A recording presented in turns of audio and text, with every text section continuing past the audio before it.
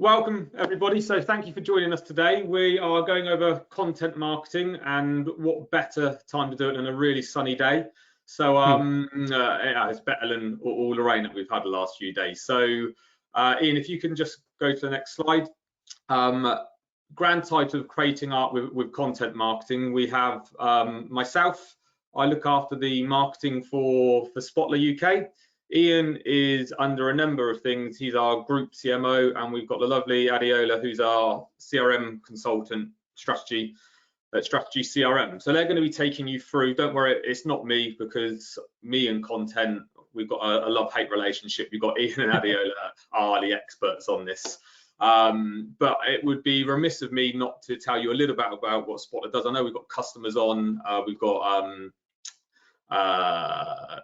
call it Spotler family if you want, leads and prospects. So I thought I'd just let you know what Spotler do before I let you go into the content piece. So Ian, if you could flick to the next slide. That is a live. First of all, it's housekeeping. So we always get asked, the webinar, it's in for an hour. It will approximately be 40 minutes, 45 minutes. Please, if you have any questions, we'll have a great session at the end where I can ask Ian and Adiola any questions that we have. So submit them on the questions panel. And the webinar is recorded. You will get a copy of the slides. There are quite a few slides on this one, so don't feel you've got to write every bit down, but you will get a copy of the slides, and we'll send a recording. We try to do it within about 24 hours. So if you just give us a little bit of time to tidy everything up, we'll send it out to you, hopefully by tomorrow at the latest. Next one, Ian, please. So Spotler, just for those who don't know, we are a multi-channel, omni-channel, the buzzword at the moment, platform, which basically means we do more than just email. We offer email, SMS. The icon should be flicking up if I did the animation right. We're the one of the few providers that do WhatsApp for business, website personalization, social media. You get the gist. Number of different channels as a marketer can use to hopefully perform their marketing automation and campaigns. Ian, if you go to the next one, I think it just lists it out. So at Spotler, we write content pretty much daily, whether it's blogs, guides, white papers, and we use it a lot for our awareness and our lead gen. So we thought it would be a great topic to put on for all of our subscribers and customer base, to do one on how to create that content and how best to use it. So this is where I bow out and hand over to Ian and Adiola, and I understand I didn't do an introduction for them, but they're going to do a much better one for themselves than I would ever do. So over to you two. All right, so maybe I'll flick back to that slide so you can see us. So hi, I'm Ian Truscott. I'm the CMO of Spotler Group. I look after all of our group companies from a marketing perspective. I am a B2B marketer for the last, 20 odd years.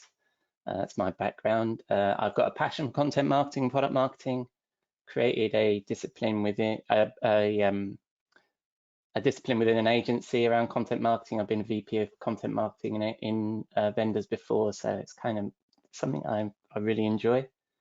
Adiola? Wow, Ian, you have a very illustrious career there. I'm Adiola. I'm a CRM consultant. I have my own agency called Strategy CRM, predominantly just helping brands understanding their CRM and their email marketing and providing advice. It's what I enjoy doing. I love coming up with strategies. I like helping people understand their leads and their customer behaviors. I focus predominantly in more B2C, but have had experience in B2B. And I think this is why this is such a great webinar, because we are having the best of both worlds here. But we've got Ian with his strong B2B knowledge, and then myself with B2C and retail. So I'm really looking forward to getting into this with you guys. Splendid. All right, now I've got to flick past those. So what are we going to talk about today? So what we've got on the agenda is, as you saw in the title of the webinar, in our little blurb, we're talking about this idea of art. So what is it that I mean by art, and what is it that we need to do as a marketing team? And then why is it important, and how do we do that with content marketing? And then where do we start? So we're going to give some little tips and hints on how you might start with a content marketing strategy and the sorts of things you need to think about. Now, I'm very conscious about the fact that, as you might see behind me, there are many books on the topic of content marketing. So I could be here all afternoon, or we could just do like 45 minutes. So I'll just skip over some of the top things that really I think are the top things that we should think about when we're doing content marketing. Then Adiola is going to dig into the data for us and what it is that our CRM needs. How do we use our CRM when we're doing our content marketing? Because we are, after all data focused as marketers these days. So it's not just like my colleague there. Oh, by the way, all of our photos in here are actually our colleagues around the business. We don't use stock photos. We've created our own. So this isn't how we do our marketing planning, is it? We don't all sit in a conference room. We actually use the data. Then how do we measure the effectiveness in our content marketing? Then I'll do a little bit of a summary. So, and of course, we have our Q&A. And as Simon says, please feel free to chuck in the questions. I'm promised that Adiola will probably interrupt me on a number of occasions and ask questions. Feel free to pop questions in the thing, and then we'll keep it fairly casual, I think, today. Yeah. All right. So let's start. So I thought originally I was going to give this presentation at a real life event last year, and I thought this was a nice hook. Now, if you're familiar with Mark Ritson and his joyous way of speaking, you might be familiar with this. It's from a few years ago, and I thought this was a nice way of sort of diving into this, because one of the things I think we find as content marketers is we get this sort of challenge that really, why are we focusing on creating this when it's distracting us from whatever that real job of being a marketer is, of as Mark Ritson says, communicating with customers and selling stuff, right? Which is a good position, and the link is there. It's like I say, it's from a few years ago. It's as usual with Mark Ritson. It's very entertaining. But what I want to do here is take a little bit of a contrary position. In fact, he doesn't really think it's a load of bollocks if you read some other of his work. But what I want to do is take a slightly contrary position and say, actually, content is part of our day job and what we do, and how does it actually impact the business? And where I start with this is this concept of art. So I talk about there are three things that we as marketers need to focus on. And the reason why we need to focus on these is these are things that the C-suite and our managers, the CFO, and all those guys with the money care about, right? And the thing is and I've put them into a little acronym, which is ART. The first one is awareness. That's what we're here as marketers to do, is grow awareness for our businesses. We're here to grow revenue. And that is probably the most important thing for anybody outside of the marketing team. And by doing this, the only way we're going to do that middle one, revenue, is to build trust in our audience and build awareness. Now, so really, this acronym should be revenue first, awareness and trust. But then who wants the acronym of RAT? I don't. So I stick to ART. So awareness, revenue, and trust. And I think that if we're thinking about how we position any of our projects within marketing, if we focus on does it deliver any of those three things, then we're probably onto a winner.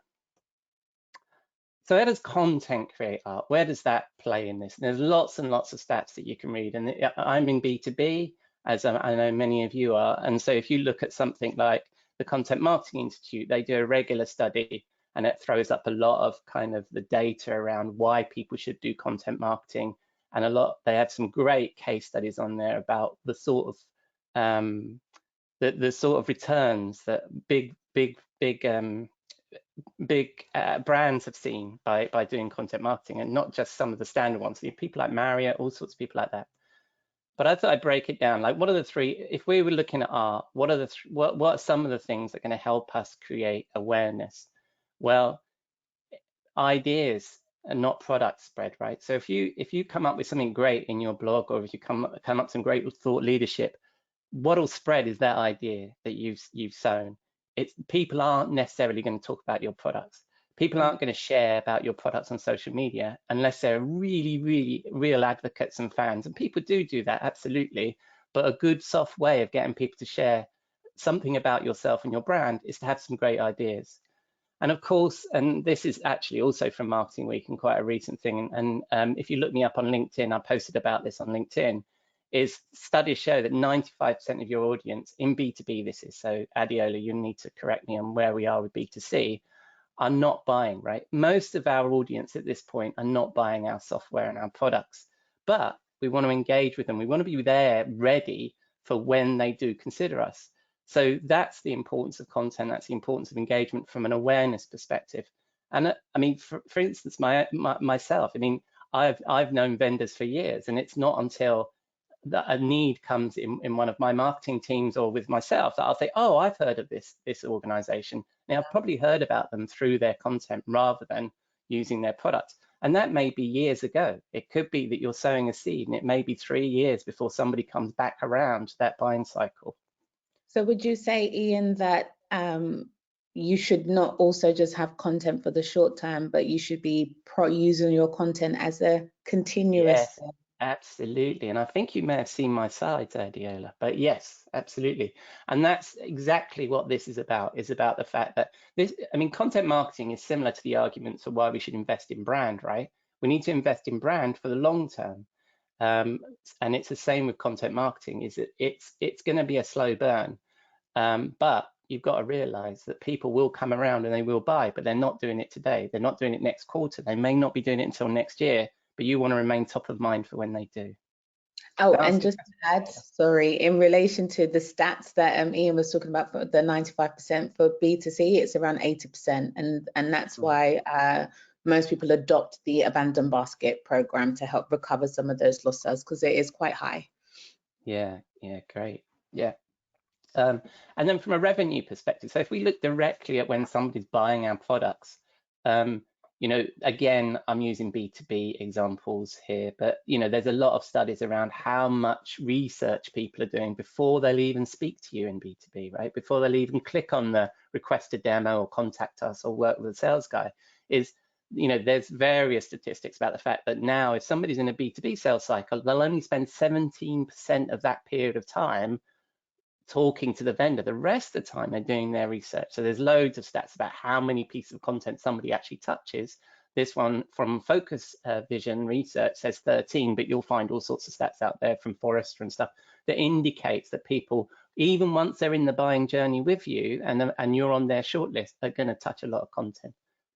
The other thing that I've found in my experience where I've run content marketing programs is if you run a content marketing program, then you have a call to action, that's more likely to convert. And the reason for that is somebody is already engaged and interested in solving their problem. So once somebody's already engaged and interested in solving their problem, once they click on your link to contact you or to download something, they're more likely to convert. And of course, if we look at revenue in these days, it's not just about new customers, it's about retaining existing customers. And so what you can do with content or with a good content marketing program is you create a community, you create a community of customers. You find that hopefully, I mean, it's odd, we're obviously a software vendor and we're presenting what I hope is some useful content to you, right? So that if you're a customer of ours, you'll find this useful and you'll stay engaged with us as a brand. Sort of breaking the third wall there a little bit. So and is that similar for you, Adiola, in B2C? Sort of. I think when it comes to the tactics are very different when it comes to B2C. I think at the stage that a customer is ready to buy in B2B, it's been a journey and you need to use that content to help with that decision purchase. With B2C, we're finding that our customers, as much as there is loyalty, there's a little bit of fickleness in there. So being too pushy too soon can be a detriment to your sales. But what we will always find, which is the same, is that discovery phase, that awareness and consideration stage. So they will do their research. They will go off and look at your different social channels. They'll look at reviews. All of those different parts of content will help them amass to the decision to convert with you. So as long as you can put the right touch points and the right pieces of information in front of your customers and ensuring that it's tailored to the part of the journey that they're in, which we will come on to later, you will have a lot more success in terms of getting those conversions. So absolutely the same. It's just that the application will be slightly softer with B2C, simply because we don't the consideration stage is a lot more shorter. So to be aggressive too soon may be at a detriment. Whereas in B2B, because the window is so much more longer, you can then afford to be a lot more forceful. It's not the word I want to use, but a lot more forceful. Calling us forceful, Adiola, I don't know. That's The other thing I think as well is at this point, at this research point with your consumers, there's often a lot of bollocks that's talked about the fact that consumers have a very low attention span. I don't think so. I think if somebody's making a considered, and this idea that we've got the attention span of goldfish, which has been scientifically proven not to be true, but if we I find in my own experience and with if you track the usage of your content by other people, when somebody really wants to solve their problem, they've got all the time in the world to do this research. So don't think you need to hit them up and you're going to miss that chance, because people will find you and drill into your content if they really want to solve their problem. Yeah. And then so the third thing, so if we're looking at awareness, revenue, and trust, content builds trust, right? Thought leadership builds trust, because people then think, oh, I'm dealing with somebody who understands me, understands my problem, understands my business, and can help me solve my problem. As is often quoted, I think, isn't it Steve Jobs? Like, people, buyers don't care about your products and services, they only care about themselves and their problems, right? So by using content, you can express an empathy for their problems, for where they are and what they need, right? And what you can also do, and it sort of loops back to the idea that ideas, not product spread, is you can build social proof around your brand. Because if you've got good ideas, and if you're doing something innovative that people are excited by, then that builds social proof, and that again loops back to that awareness thing where people start to spread the ideas. So from a trust perspective, would you agree with that, Adiola? It's important for brands to build trust, right? Yeah, I do, and I would also say that not just being a thought leader, but actually being the person, as Ian said, to solve the problem. So if you know that there are specific pain points within a customer's journey, in whatever industry that is, having the content that supports and demonstrates how you alleviate that, and having different views upon that, just that one pain point, also demonstrates that you are an authority, a thought leader, a person or a brand, company, retailer that they can trust. So it doesn't mean that you just produce one and done. It's actually the frequency on how often you speak upon those various topics that will then build that credibility and that trust. So completely agree. Yeah, absolutely. Absolutely. And there's a whole bunch of statistics out there that I could have put into this slide. Particularly, I noticed that I'm completely biased towards B2B, but there's plenty of research out there, and feel free to reach out to either of us if you're looking for some way to support your own content programs, and maybe we can help you with that. And to your point earlier, Adiola, exactly what you were saying, right? And you might be familiar with, I think it's Les Binet and Peter Field. There's a book called The Long and Short of It, which is about this idea that marketers need to be focused both on the long term, so brand awareness and brand, and the short term in terms of driving revenue right now. I mean, most of us are in a position where this quarter, this half year, this year, this revenue, this sales guy is incredibly important right now, right? And often I talk about, being on this sort of hamster wheel that we find ourselves on as marketers, that we need to get stuff done. We need to also step out of that a little bit and think about the long term. And the reason for that is, if we build long-term awareness and trust, then it acts as a multiplier for everything else we do. So if you think about, if you're running a PPC campaign, for example, and you're up against a competitive keyword, there's no guarantee of winning just because you paid more. There are still going to be 5 other options, 3 other options, maybe more, that somebody needs to click on. What's going to get them to choose which of those paid ads they're going to click on? It's going to be something about what you say in that ad, but also some sort of brand recall or some sort of notion about that you can actually solve their problem, right? So I find that if you can build a good brand, if you can build a good content marketing strategy, it'll act as a multiplier for all of your other marketing that you do. And there's various studies that have shown that as well, particularly the work that I just mentioned, Les Binet and Peter Field, and it's been quoted in Marketing Week as well. That was what you were referring to earlier, right, Adiola? Yeah, completely. I think understanding and building for awareness and also the trust, it helps you along the line. It helps you build the customer lifetime value and it helps with retention. But again, I think sometimes, and we are going to go into it, content doesn't have to be difficult. It doesn't have to be groundbreaking. Again, you can be so simple and start with just alleviating customer pain points, but also showing your knowledge within the industry or within your space, and having that also again just leads to that trust factor. It's just showing that you understand your customers and you're not coming from a point of wanting to sell something, but from a point to provide knowledge, information, to help them move forward in whatever it is that they're trying to do with your company. So yes, and that is the whole campaign multiplier element. So it's a win-win. It is. So I'm realizing the time now because we're almost 25 minutes in and we're still on me and not got to Adiola yet. So I better get a move on. So I wanted to suggest a few tactics, as I mentioned at the beginning, for how you might kick off your content marketing strategy and what you need to think about. The first one is, and I'll often ask this about anything you do in marketing, is why are you doing it? Right? You need to have a very clear idea. One of the things that sometimes happens with content marketing is it becomes a channel or a tactic, or I don't know, your CEO comes in and he says, why aren't we doing what's face or whatever? That isn't a content management strategy. That's just content marketing strategy. That's just that is just a tactic, or that's just a channel. So what is it your content needs to achieve, and why are you doing it, and why do you want to move forward with that? The other one is content marketing is different from your demand generation and your lead generation and all that kind of work. We need to start thinking like a publisher. What do publishers focus on? They focus on their audience.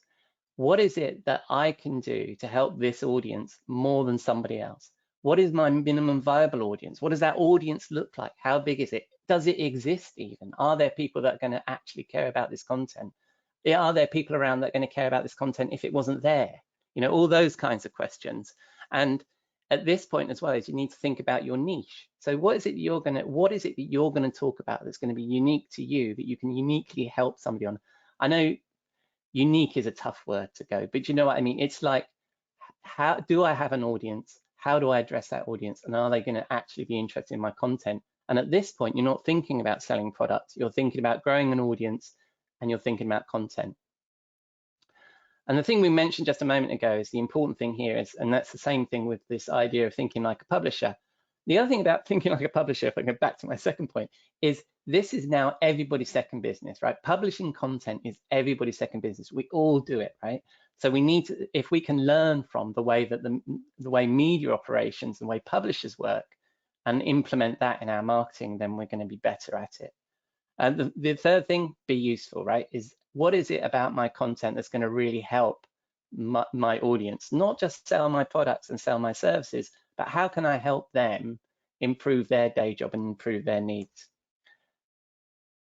This again, I mean, they all revolve around the same thing really, which is thinking like a publisher, is why you? Why are you uniquely positioned to help this person with this content, or to write this content, or be in this position? What is it about your expertise that you have? Or maybe you've got access to research. Like, for example, we do a yearly study about an email marketing benchmark report every year.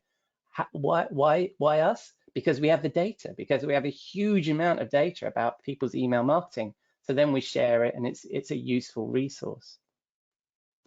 And then, as we mentioned just now, and when I say sell, the long and short, the challenge you may have when you're launching a content marketing strategy is that there's that short-term need within the marketing team. You've got to focus on those things, but sell some of that long-term need. It's like selling brand, and brand becomes a dirty word with some people, and it's just the fluffiness and crayons.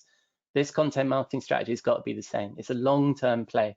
You may not see much out of it in the first quarter, first half year, maybe first year, but it will deliver in the longer term, and you need to try and make sure that you're selling that into your organization, that we need to hang on and stay with this. So those are my kind of 5 success tactics. Like I say, Whole books have been written about this stuff. I could have talked about this for about an hour and a half, just on some of the things you should do. I would Sorry, only make one adjustment for those B2C people out there yeah. is number one, know your why, swap that to know your objectives or set out your objectives. Just a simple word change, because you may not know your why, but you understand what your goals and your objectives are. And then that way, everything else can follow into those particular objectives, whether it's to generate more leads or to increase conversions or to sell a particular product category. Knowing that particular objective will then help the other 4 points become so much more clearer. Yeah, I just say why because it's cooler, you know, because then I sound like Simon Sinek. Goals and objectives is absolutely right. You're right. All right. So where do we start? So the first thing to do is, and this is when I'm sure you've all, you know, built persona models and all that kind of stuff. One of the things you really need to focus on with your personas, and this is the most important thing if you're building personas for content marketing strategy, is understand the needs, right? So you build personas based on clusters of need rather than on their demographics, job titles, or anything like that, and really focus in on what is it this person needs. Years ago, I worked with a really good government sales guy. Why was he a really good government sales guy? Because he understood how government procurement worked. And he spent a lot of his time actually just educating buyers in how government procurement worked, because it probably was the first time they'd actually bought a solution. So they didn't even know how their own organization worked as well as this guy, right? So it might be that the need is, how do I make a business case for the thing that you sell? How do I, as well as how do I solve my immediate problem of whatever it is, right? So, and would you agree with that, Adiola, about the way that you understand your B2C personas? Yes, I completely agree, but I wouldn't negate the job title, only because you're going to have a lot of people consume your content. And so understanding the need is the hierarchy, the top of the funnel, but then segmenting, I think in terms of job titles, will help you understand who are the decision makers. So then you can start tailoring the content to those decision makers. So don't base the need on the decision makers, but filter down to those job titles. So you're getting at the money. Yeah, maybe if Simon lets us have another go on this webinar thing, we should to talk about personas, because I think that's really interesting. And I've done a lot of work around personas.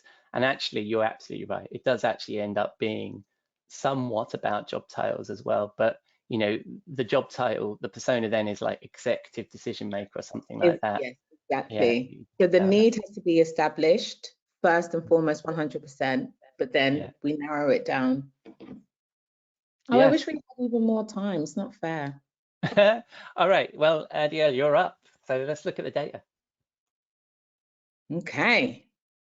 So we're going to look at the data. Right. So I think we've discussed a lot about just understanding how to create the content strategy, and using the data that you have will actually help you build a more robust content marketing strategy.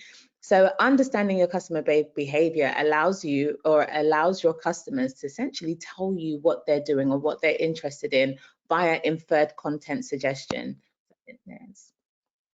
Right, so we can do this by utilizing click data through web and email, and we can also look at how frequently they visited content. And why these two things are really important is, you may have an idea of what your business wants to talk about or the content that you want to produce, but whether or not it's actually useful or relevant to your audience is another thing.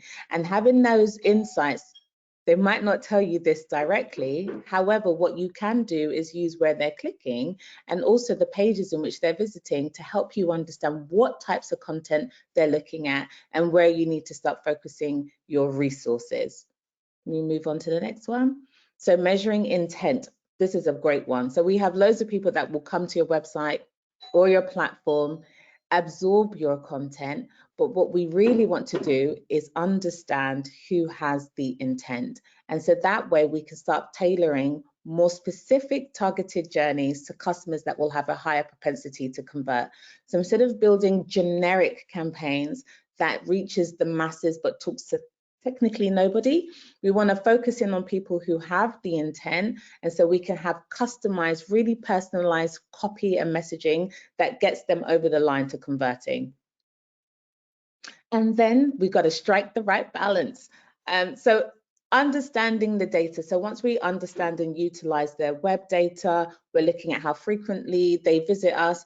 We can then start to understand when are we going to take action. If someone hasn't done a lot of any of those three things, then perhaps having a follow-up may not be the right protocol in this instance. What we want to understand is what's the sweet spot. So having an aggregation of all of those different customer interactions and then pinpointing the people who are more highly motivated versus those that are less motivated will help you see the middle ground of where you need to now attack. I'm using really sharp words today. Where you need to inject that additional piece of marketing or that follow-up to ensure that we get that conversion. I'm sorry if you heard my doorbell. Yeah, and I haven't got a lot to add to that actually, Adiola. I think, and it's exactly the same B2B, right? Is that you follow the path through your website and look at the actual customer journeys people take, and also look at that content that people visited before they visited a high intent page. So what were they looking at before they clicked on, you know, book a demo or contact us or one of your high intent pages, or even did a download? Back to you, Adiola. Right, so this is the perfect thing. The next stage is to map your customer journey. So I think a lot of times we create the content, but we don't think about the actual journey that we're going to take our customers on or our prospects on. But first and foremost, we have to outline our objectives, which is know your why. If you don't know what your objectives are, then it's really hard to scrutinize the customer journey and to make sure that we're alleviating any of those critical pain points that might act as a barrier. So if the two are not aligned in terms of your customer journey and your objectives, it will cause a misfire every single time. So we've got a few points here. So we need to first understand, what are we trying to achieve? Are we trying to get leads? Are we trying to generate more sales? Are we just trying to increase our engagement and awareness? When we understand that, then we're able to plan the content that suits and fits that particular objective. Secondly, are we assisting other departments or channels? What we'll actually tend to find is we're not necessarily creating content for ourselves. We're always creating content on behalf of a different department to help them reach their overall goals. So when we understand what their needs are versus in the mix of our own channels and what our customers or our subscribers or our leads are like, we can then have a better synergy. Rather than allowing that department to dictate what it should be, we are the owners of our channel, so we need to be able to work in cohesion with them in order to make sure that the journey and everything else makes sense. Number 3, is the content in line? So what I had said before, so there's a beautiful use, I say beautiful, but there was a use case in regards to, I won't say the client, but to generate more leads, what they were doing is they were using content that was very generic, very wide reaching. It was a trend report, but the overall goal was actually to get people to the sales team.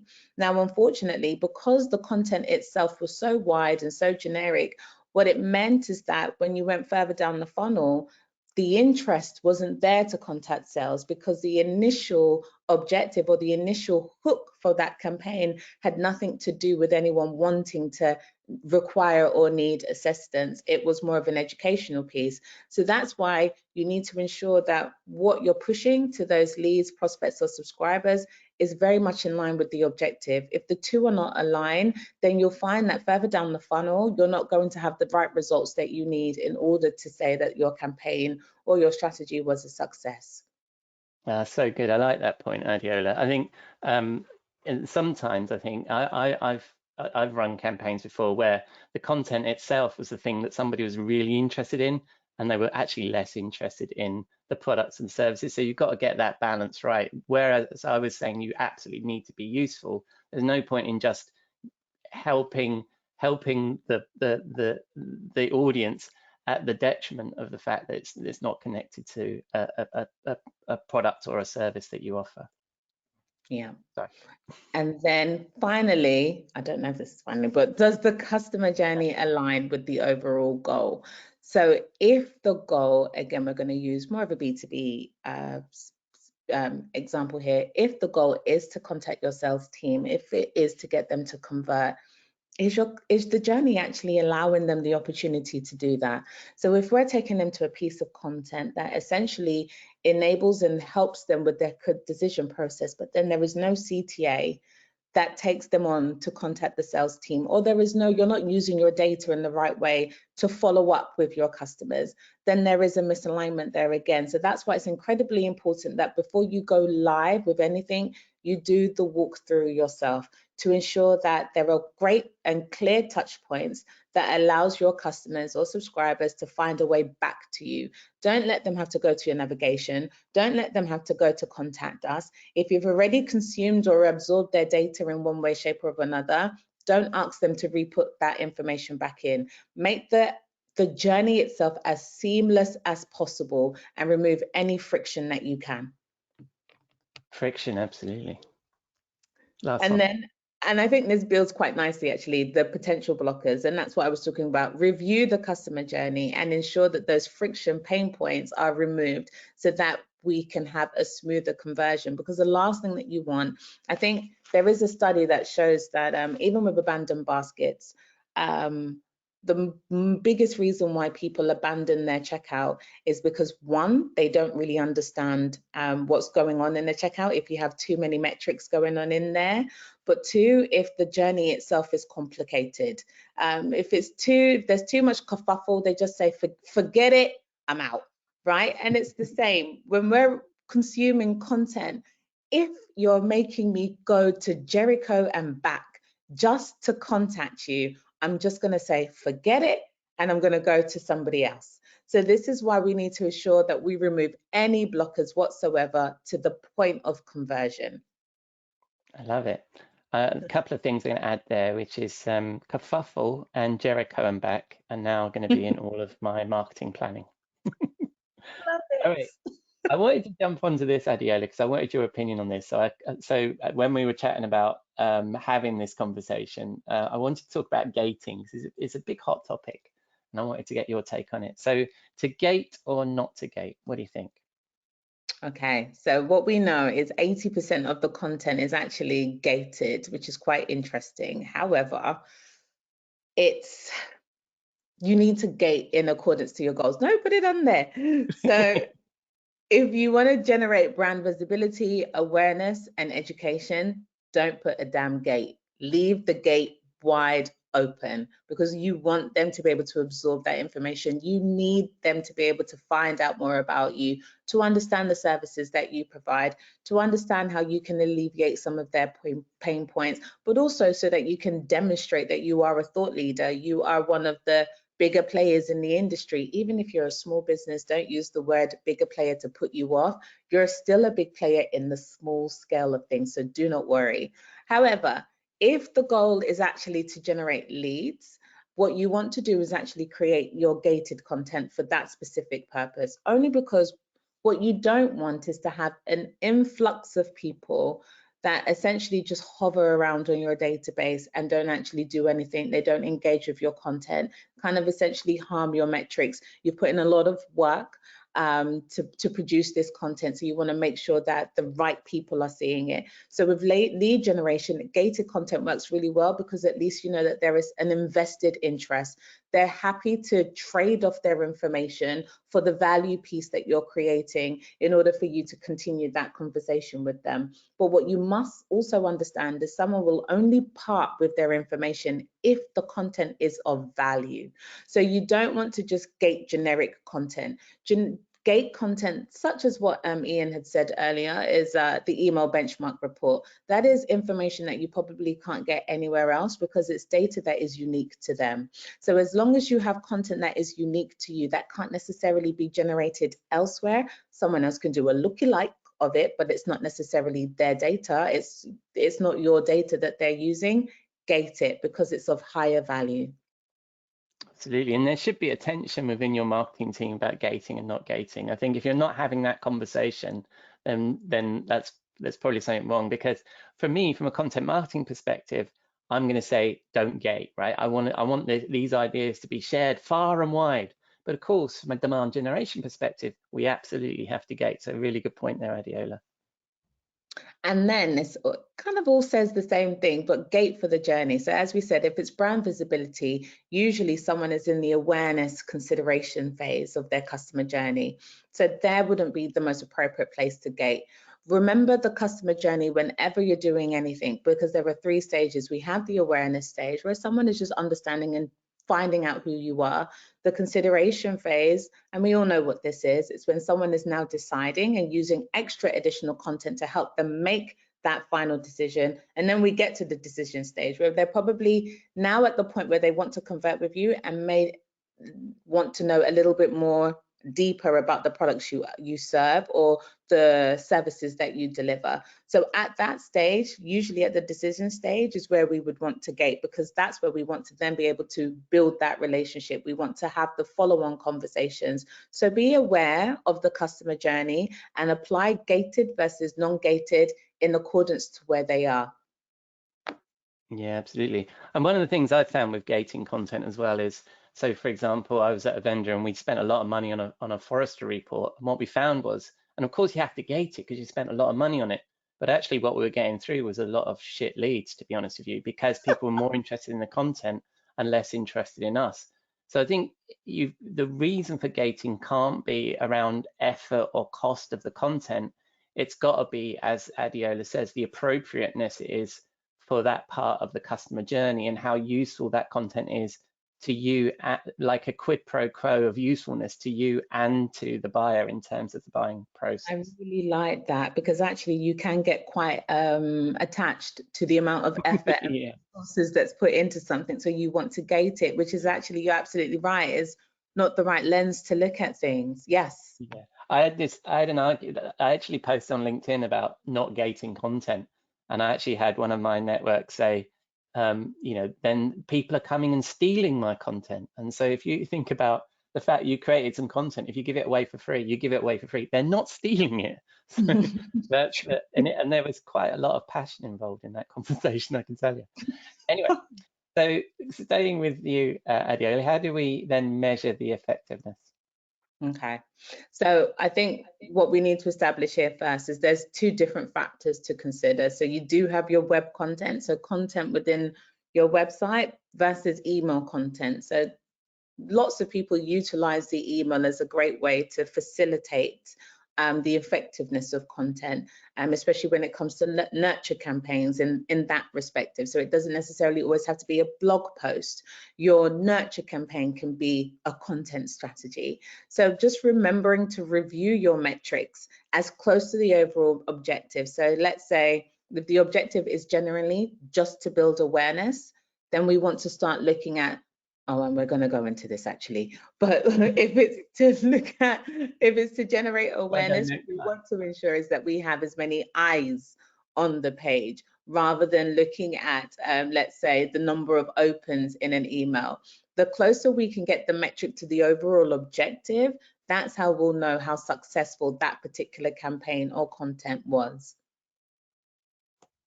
So yes, now we're going to go into it. Is this a blend of me and you? Yes, absolutely. And this is where we collaborate, I think, Adiola. If people haven't noticed, we're giving it a go. We really are. So going back to the concepts I was talking about earlier on about awareness, revenue, and trust, what are the metrics? So the flip side of what I was saying about earlier on about what it is that we can achieve with content, what are the metrics we want to do to measure those things? So I don't know how we take these because we're working together on this. But one of the things I use from a B2B perspective is branded search traffic. So obviously, it would be wonderful if we all had a great budget and we could go and do proper brand research and ask everybody in the street whether they'd heard of us or not. But one of the easy ways of measuring brand awareness is just look at your branded search traffic. I like that. The next one?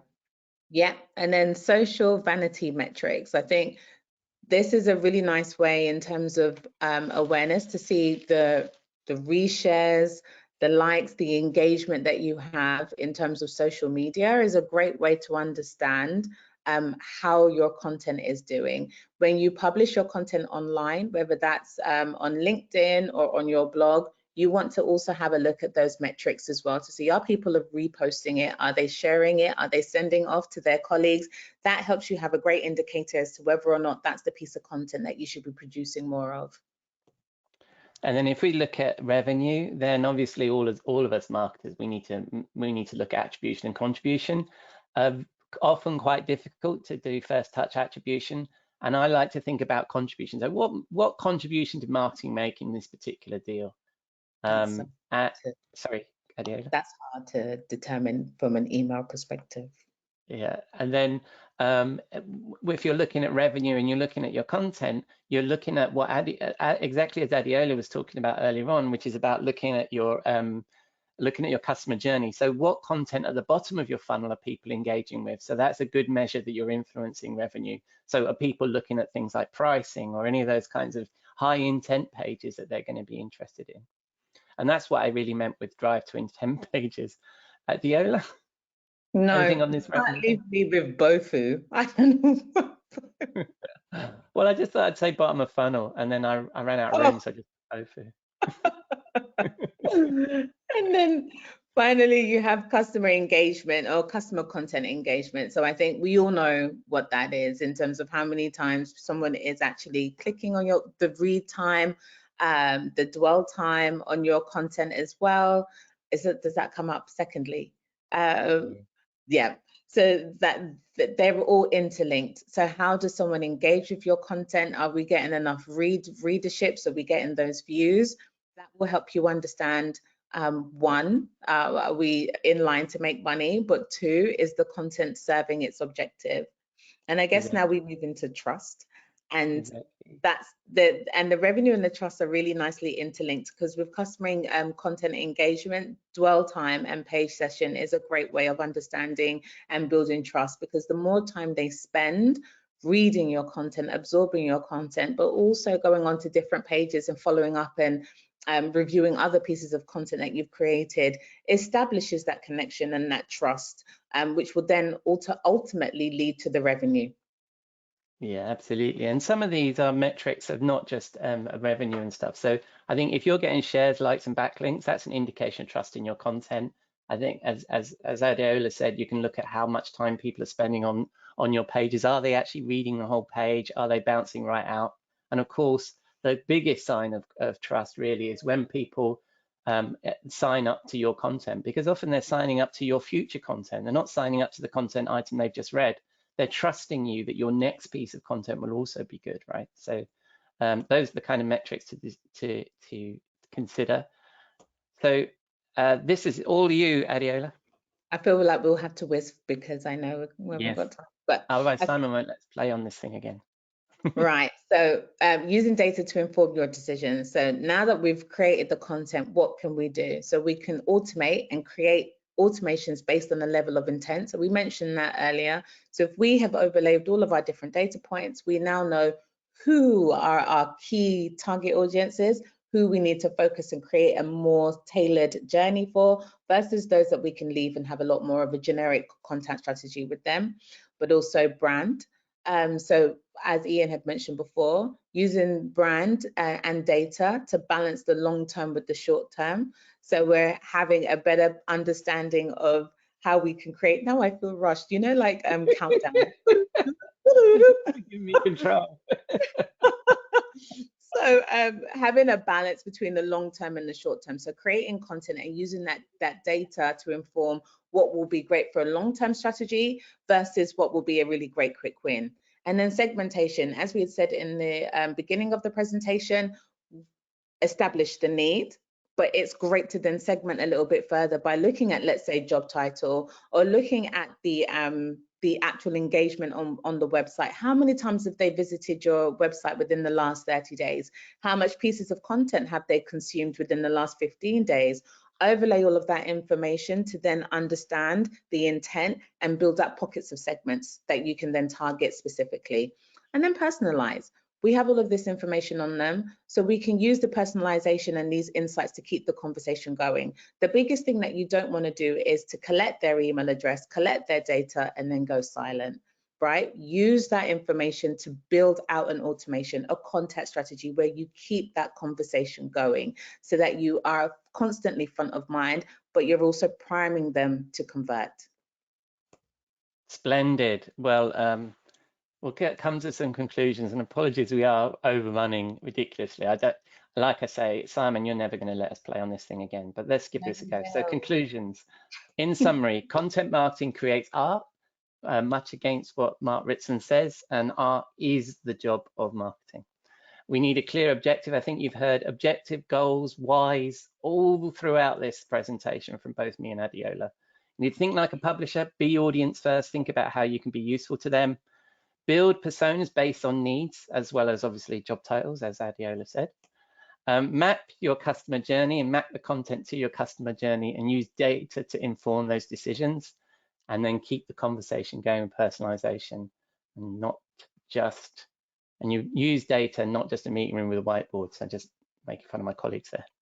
So that's it. That's us. Any questions come through, Simon? Thank you very much. That was really, really good. Yeah, no, what's Mark Ritson to know saying it's bollocks, eh? No, really useful. So I've made notes and we've got questions coming through. So the first, and I've tried to do them in some form of an order. So the first one we got is, you mentioned the long of short of it, which is obviously very well known. There's a bit that I knew would come up. So content marketing, how much of the marketing budget should you put to it? Oh, wow. I know, that's an Ian question. That's a great question. And I think that, and that really, it's going to be one of those it depends answers. And I think the reason why it depends is because it depends on what your corporate goals are around that awareness, revenue, and trust, right? So if you're a startup and you're new in market, you really need to focus on awareness. So therefore, brand and content marketing you need to be well funded with your marketing budget to do that, right? If on the other hand, you've got an established organization and your focus is on demand gen and revenue, then that split changes, right? There's some of it is being spent on brand and a lot of it is being spent on demand generation. And obviously awareness and trust are both around the same thing. So it really depends on where you are in your growth cycle. And also I would take a look at some data, particularly from Content Marketing Institute, that sort of gives some guidance on where you should split your budget and what other marketers are doing. It's totally variable, but it's all about what your objectives are, particularly if you're building a new brand and you're looking at growth. Hope that, I mean, it didn't answer the question, but it's the best I think I can do in telling you how much that is very much a politician's answer. I think the other part to mention on there, the Burnett thing, it's almost a 50-50 split when they talk about the long and short of it of budget in general. So that's a good point. Yeah, but as we know, Simon, right, that's difficult, right? So it has to align with the objectives. So I agree with you. Right. I can't believe you didn't mention this, and I'm pretty chuffed that you didn't. You managed to steer clear of it. But there's a question around the easiest way of starting content, and there's a question around ChatGPT and Bard. So I'm going to throw them both together. And so, how would you go about starting content? Yesterday we were talking about ChatGPT and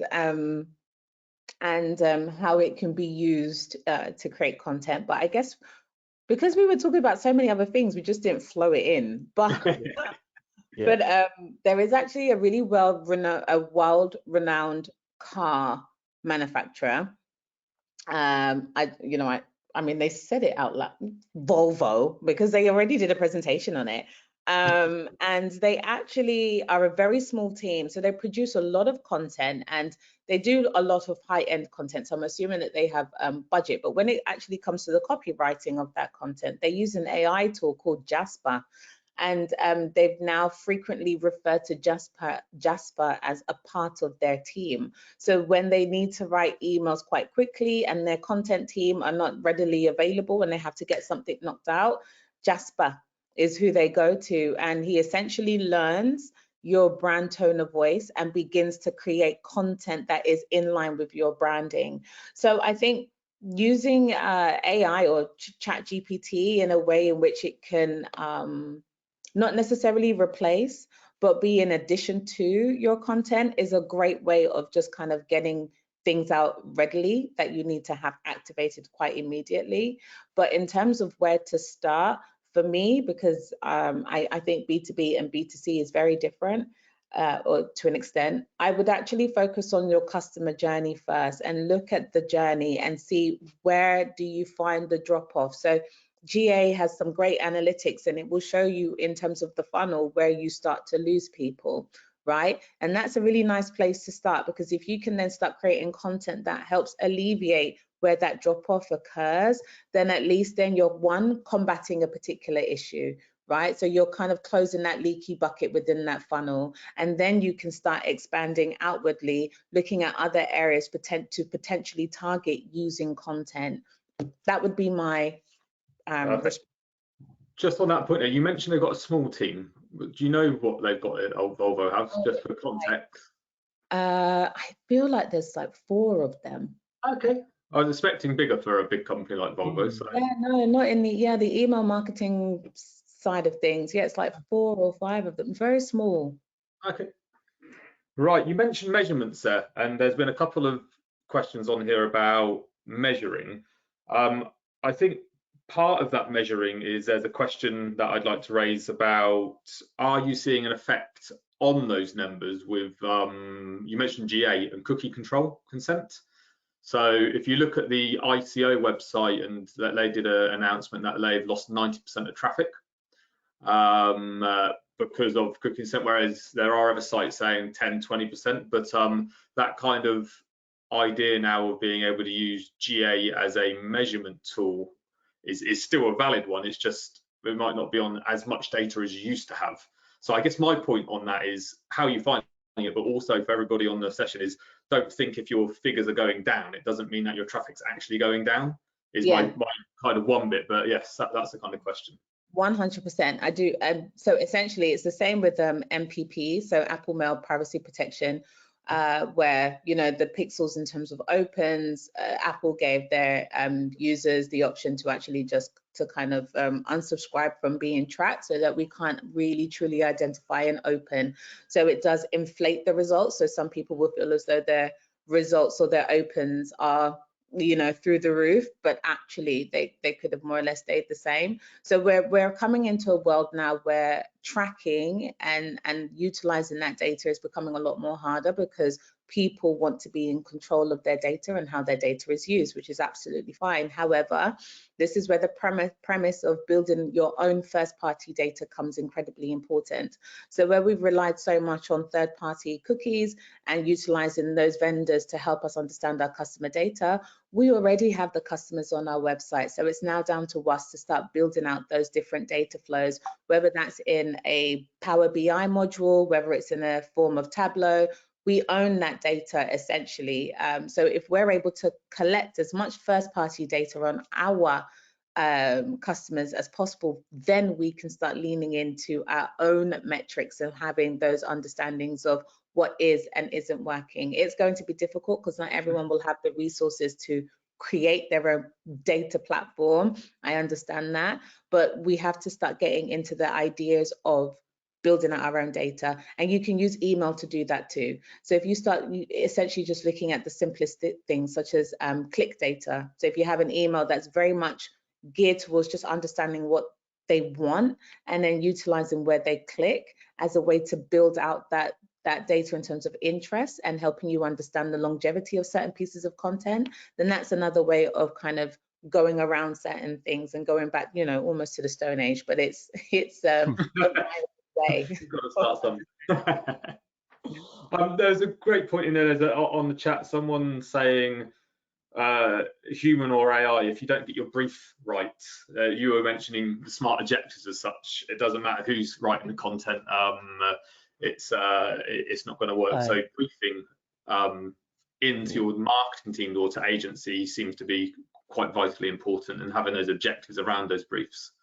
Yeah, I could have gone on for 20 minutes just on that ChatGPT question that you had just a moment ago, Simon. I think for commoditized content, absolutely. But if you look at the steps that I outlined about, you know, what the steps for doing content marketing, your ChatGPT created content is not going to fulfill those, right? Because it isn't going to look forward. It's only going to it's going to create commoditized content. It's going to look into the past and think about what's existing. So yeah, sure, it can create for you what are the 5 good reasons why you should do email marketing, but it won't create your 5 good reasons why you should. It won't create something that's going to engage with your audience. It's just going to be generic.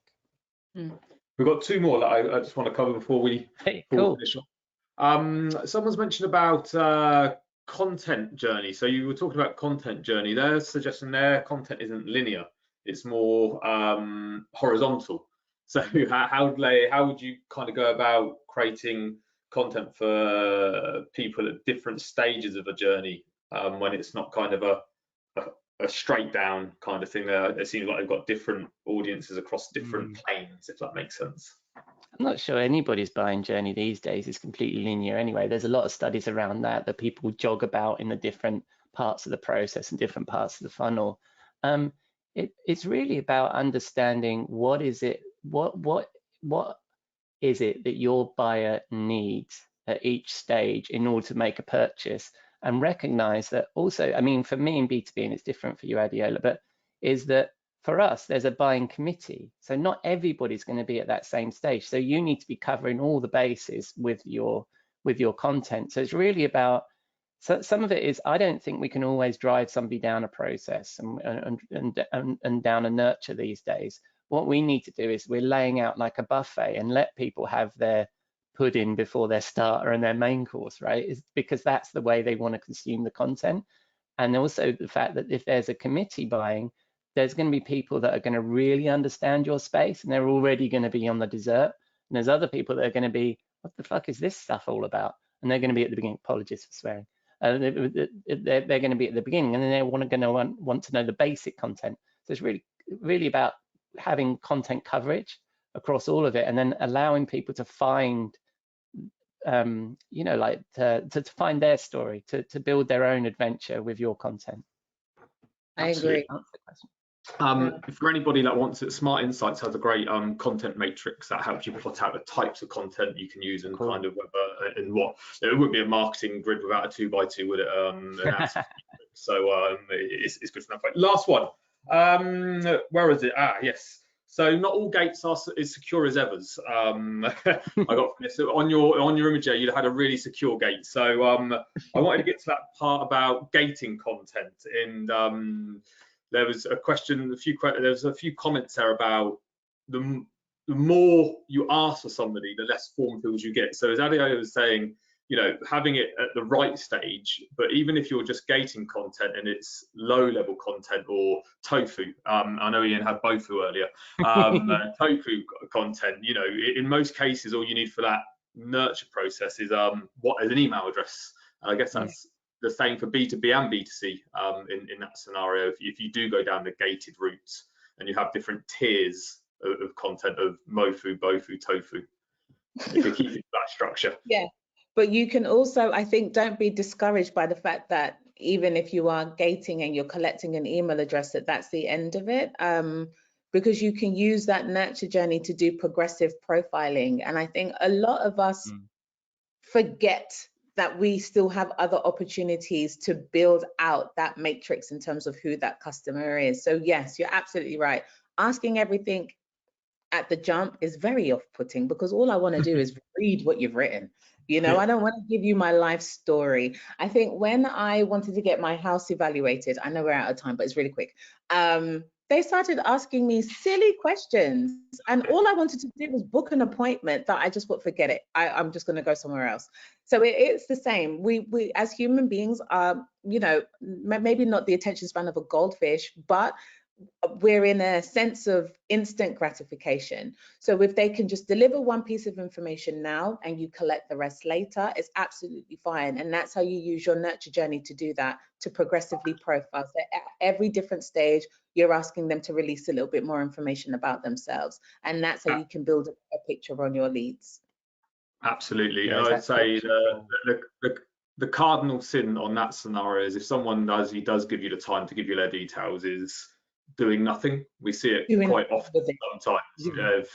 of doing nothing. And so, you know, you've got their email address and it just goes into the ether as such. And So that goes on the point of remove those barriers. So if someone has given you a wealth of information and it gets to the point of contacting your team, and then they have to fill in another form again, that's where the disconnect happens. So if you've collected that data, use it, remember them, find another way to enhance that journey for them. I am going to, apart from a throwaway comment I got here on one of these, is think like a publisher, and someone said, shall we all now start charging for our content like the Times? I'm gonna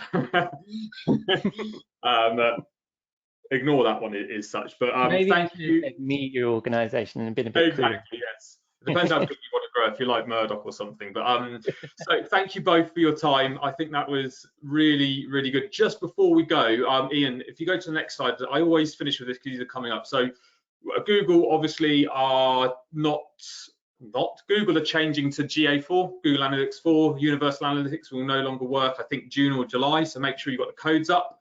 They're also sunsetting Google Optimize. Don't worry, no, they're sunsetting Google Optimize.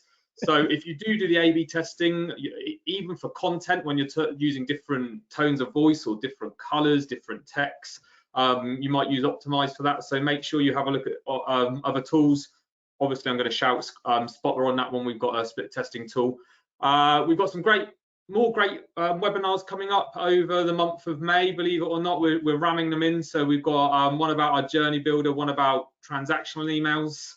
But other than that, I wanted to say thank you, Ian. Thank you, Adiola. We've got some really great feedback on the chat coming through.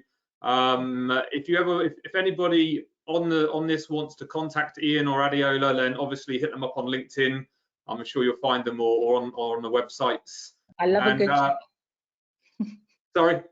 I said I love a good chat, so yeah. Yeah, absolutely. So I'm going to let you all go and enjoy the rest of the sun and enjoy the rest of your day. So thank you very much, everyone. Have a good day. Thank you. Cheers. Bye.